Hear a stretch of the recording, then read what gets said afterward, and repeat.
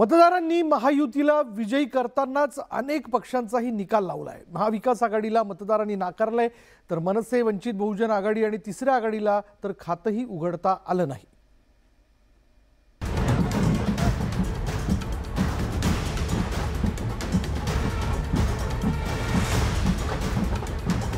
मतदारांनी महायुतीला निवडून देताना इतर पक्षांना मोडीत काढले। महायुतीच्या वादळात काँग्रेस, ठाकरे गट आणि शरद पवारांच्या पक्षाची वाताहतच झाली, तर मनसे, वंचित बहुजन आघाडी आणि तिसऱ्या आघाडीचा तर पालापाचोळाच झाला।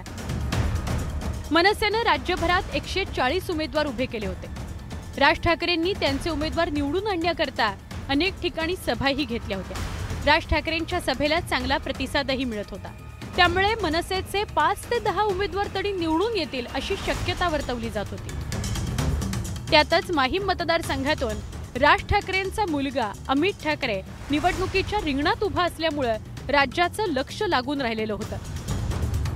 मात्र अमित ठाकरेंना त्यांच्या पहिल्याच लढतीत पराभवाचं तोंड पाहावं लागलं।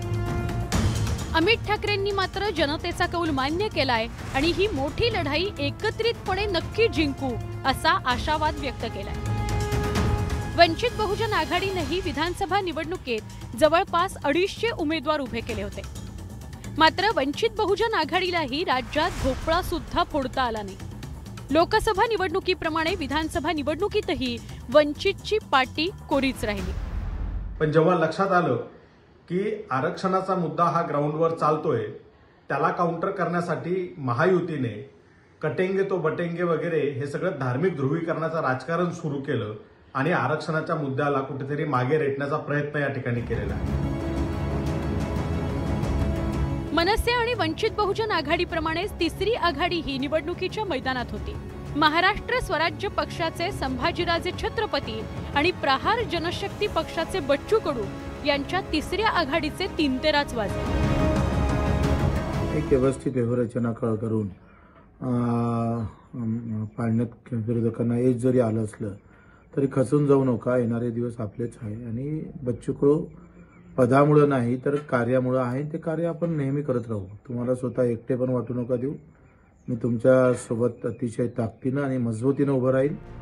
राज्यातील मतदारांनी महायुतीवर 100% विश्वास व्यक्त केलाय। लोकसभा निवडणुकीत चांगलं यश मिळवणाऱ्या महाविकास आघाडीला मतदारांनी नाकारलं, तर इतर छोट्या पक्षांना तर मतदारांनी थेटच नाही म्हटलं।